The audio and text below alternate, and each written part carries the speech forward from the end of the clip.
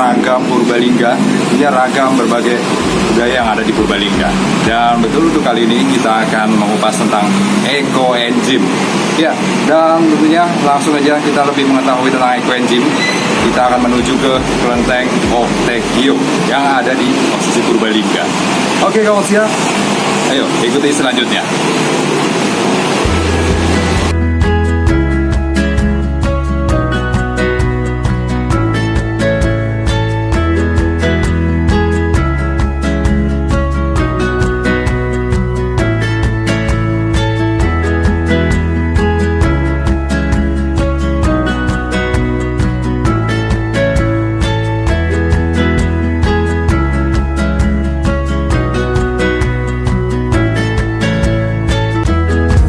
Ya, baik kawan sia, kita udah di lokasi. Bagaimana proses selanjutnya? Kita ikuti selanjutnya.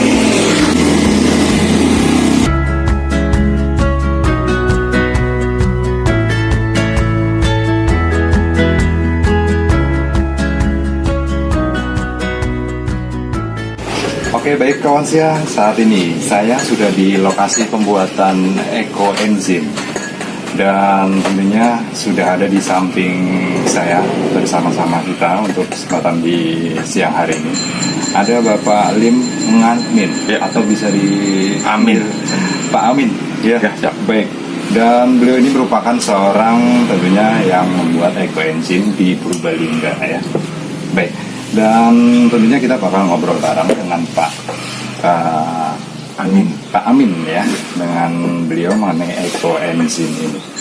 Baik, Kak, bisa dijelaskan sedikit tentang ekoenzim ini? Oh ya, baik. Ekoenzim sebetulnya adalah penemuan dari Dr. Do Sukon yang berasal dari Thailand, yang formulanya itu dihibahkan kepada dunia supaya masyarakat semuanya bisa ikut menjadi penggiat ekoenzim.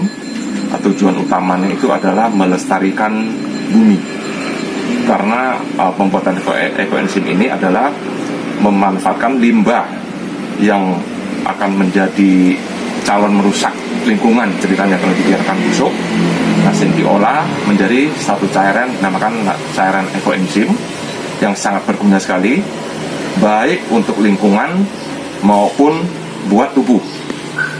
Karena bisa juga ekoenzim ini dituangkan di sungai untuk meningkatkan kualitas air sungai. Bisa juga untuk memakai di tubuh, campuran air mandi, sabun, kumur-kumur, dan lain-lain. Banyak sekali manfaatnya. Saya sendiri sebetulnya juga belum terlalu lama ya untuk menjadi penggiat ekoenzim ini. Hanya terakhir kita bergabung dengan teman-teman karena ada kesempatan yang kita anggap sangat luar biasa. Istilahnya walaupun kecil langkah kita ini untuk melestarikan lingkungan kita. Oke, dari beberapa tentunya bisa dibilang sampah yang mungkin tadinya bermanfaat, saat ini bisa langsung digunakan untuk menjadi sesuatu yang sangat bermanfaat. Betul. Gitu ya, Pak. Ya, bisa dijelaskan sedikit mungkin prosesnya, bahan-bahannya dari awal ini?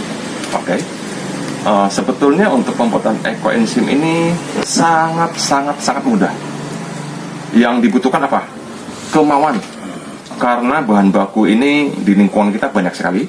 Bisa juga kita manfaatkan yang ada di dalam rumah kita, hasil sampah dari kita. Yang terutama kita tetap harus mempunyai wadah dulu yang kita pakai. Terus BO, dalam hal ini adalah kulit buah-buahan segar yang tidak busuk, yang belum dimasak.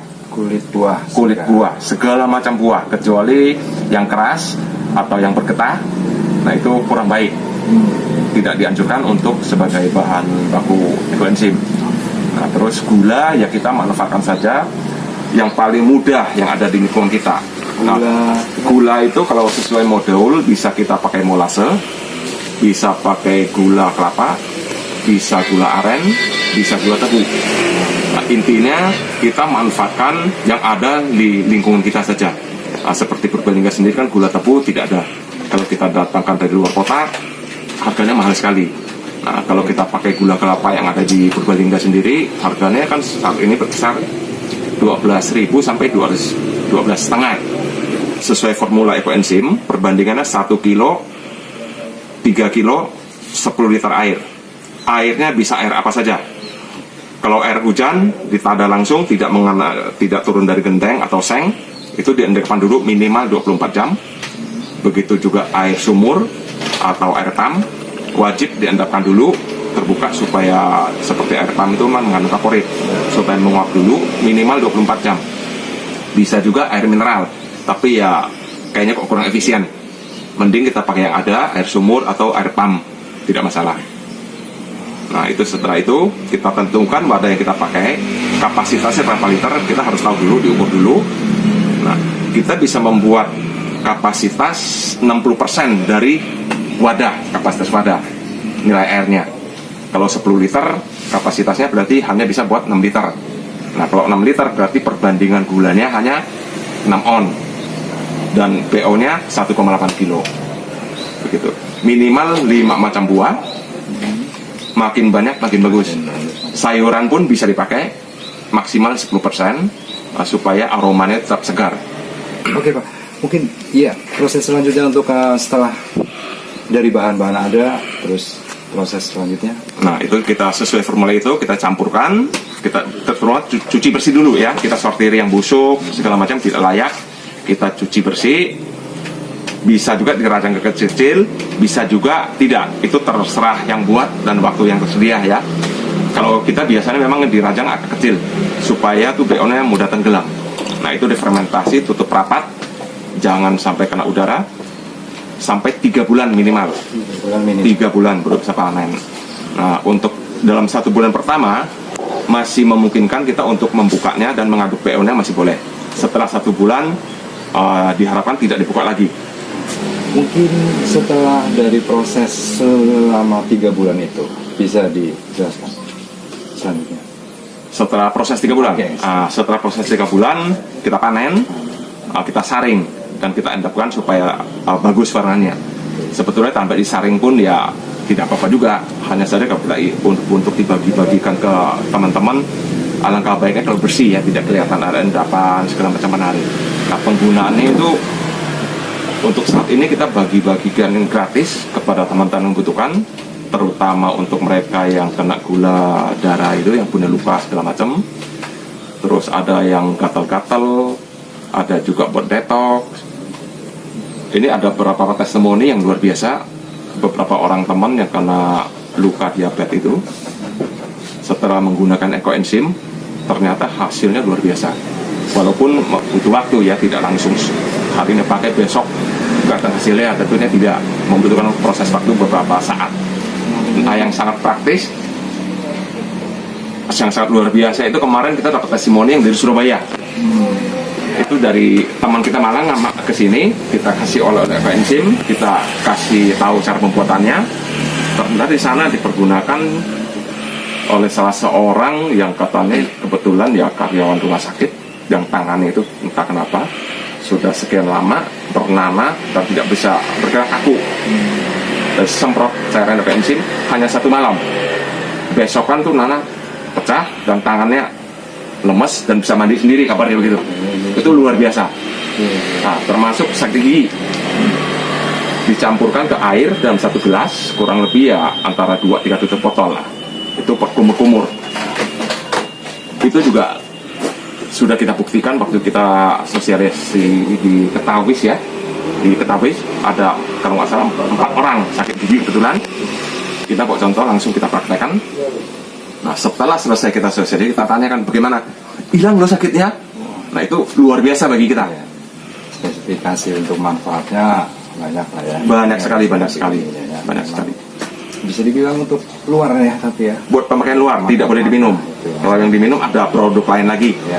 Hampir sama sih, hanya waktu dan BO-nya yang berbeda.